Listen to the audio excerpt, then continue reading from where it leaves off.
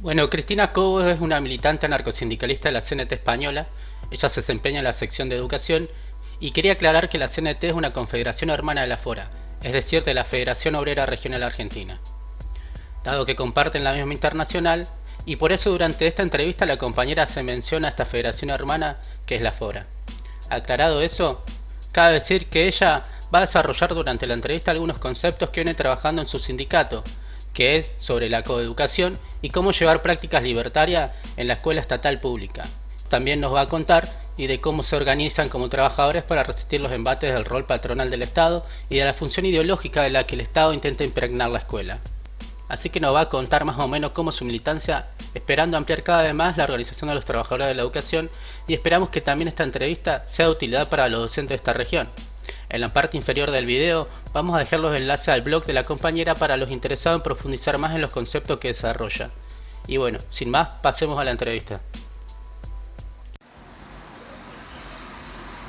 Hola, soy Cristina Cobo, soy militante de CNT desde el año 2003-2004 aproximadamente, primero en CNT Jaén y más tarde, posteriormente, en CNT Málaga. También soy maestra de primaria y creo que la mejor palabra que me define es a maestra y coeducadora. ¿Cuál es el aporte que hace CNT a los trabajadores organizados de la educación y por qué te parece importante que estas herramientas son útiles de que los trabajadores la tomen como propias?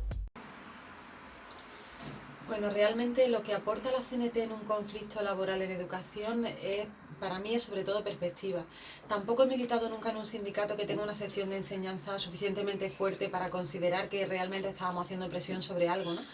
Pero creo que se aporta perspectiva de la posibilidad de que otra escuela es posible y es diferente, empezando por la exigencia de que la religión o cualquier confesión estén fuera del aula,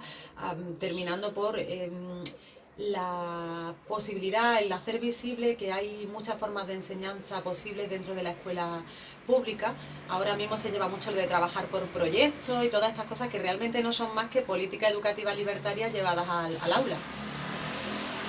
¿Puedes contarnos un poco sobre el concepto de coeducación que desarrollás en distintas charlas y talleres? 12, 10, 12 años que vengo trabajando mucho el concepto de coeducación en el aula, sobre todo el concepto de educación igualitaria, porque realmente en España tenemos un déficit muy grande en este sentido, porque nuestra escuela se resiente muchísimo, muchísimo de todos los principios educativos de la dictadura relacionados, bueno, con las escuelas no mixtas, con lo que hizo la llamada sección femenina dentro de lo que es la educación de las mujeres. Y afortunadamente, por lo menos en la comunidad en la que yo vivo, es obligatorio trabajar el tema de la igualdad. Lo que pasa es que lamentablemente se queda casi siempre en un tema burocrático y la gente no acierta a entender el alcance de lo que podemos hacer realmente en el aula. Entonces yo desde hace ya mucho tiempo me dedico no solo a aplicar dinámicas reales, actividades reales que ejemplifiquen que la igualdad es un derecho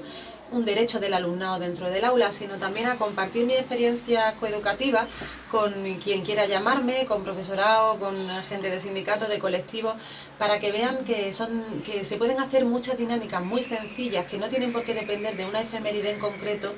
para trabajar conceptos de igualdad en el aula, como por ejemplo hacer un taller de porteo en clase con alumnado de primero de primaria que tienen 6 años para que se den cuenta lo que es una crianza igualitaria y respetuosa.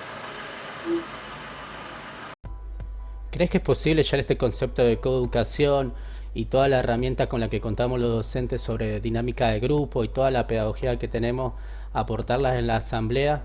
para enriquecer todavía más nuestra forma organizativa horizontal y asamblearia? A ver, creo que sí hay muchas herramientas pedagógicas que podrían y deberían llevarse, extrapolarse a la asamblea de los sindicatos, a la asamblea de trabajadoras y trabajadores, porque bueno, realmente nadie nace aprendiendo, y yo me acuerdo especialmente en mis primeras épocas en el sindicato cuando te tenías que enfrentar a la documentación orgánica, que es tan importante y es fundamental, pero cómo la abordas, cómo la sintetizas, cómo se la explica al resto de la gente. Y creo que sí que sería necesario establecer eso, dinámicas asamblearias que hicieran posible que la gente entendiera la documentación leguleya a la que nos tenemos que enfrentar muchas veces, por ejemplo con un conflicto laboral, cómo entiende el tipo de contrato, cómo se afrontan los tipos de despido, legislación laboral, cómo se afronta todo esto y cómo se hace para que la gente en una asamblea no termine aburriéndose por tener que tratar temas que no sabe de lo que está hablando. Entonces sí que sería interesante establecer prácticas pedagógicas. Otra cosa es que las compañeras y compañeros se quisieran aceptar recibir clases sobre cómo se trabaja de esta manera. Yo creo que sí, que sería interesante. Además de la defensa de los intereses económicos de los trabajadores que hace la CNT, eh, ¿crees que se pueden llevar prácticas libertarias también a las escuelas? Cuando tuve la suerte de ir a la Escuela Libertaria Paideia en Mérida, que fundó Josefa Martín Luengo, y ahí me di cuenta que es posible implementar políticas libertarias en la escuela pública. En la escuela pública, el problema es que no, aquí en España por lo menos no tenemos una escuela pública, tenemos una escuela estatal, con lo que ello implica de la imprimación de los ideales políticos ideológicos del partido de turno en el gobierno en la política educativa. Pero ahí fue cuando me di cuenta que hay muchas cosas que se pueden hacer, empezando por asambleas de toma de decisiones, al establecimiento de grupos flexibles y de atención al interés real del alumnado dentro de tu clase. A principios del siglo XX, tanto la CNT como la FORA, que estaban en su auge y eran mayoría de afiliados y podían sostener económicamente la creación de escuelas libres con una perspectiva emancipativa, lograron tener gran éxito y fueron adelantadas en su tiempo en las metodologías de enseñanza que se aplicaban. ¿O crees que en algún momento ese camino se pueda retomar cuando las federaciones obreras anarquistas puedan volver a crecer? A ver, sería muy utópico pensar que ahora mismo la CNT o supongo que la misma situación de la FORA en Argentina se pueden encargar de fundar centros, colegios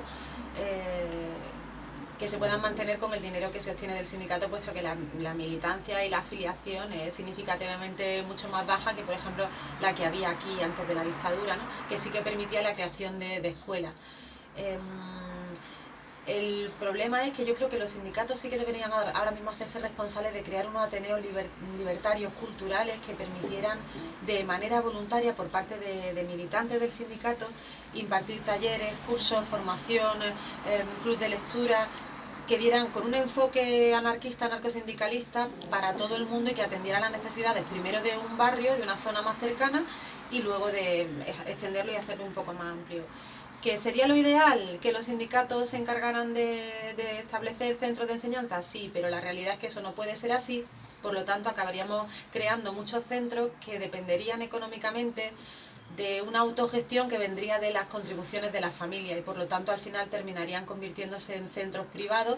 para los que habría un filtro económico para entrar y me parece que eso es justo lo contrario del ideal libertario.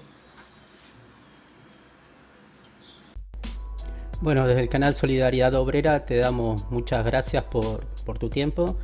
y bueno, no sé si hay algo más que quieras agregar, pero de ya muchísimas gracias por tu aporte y como decía, abajo del video van a quedar los enlaces a tu blog. Bueno, un saludo para la gente de la FORA en Argentina, muchas gracias por querer hablar conmigo, espero que podáis, si queréis, compartir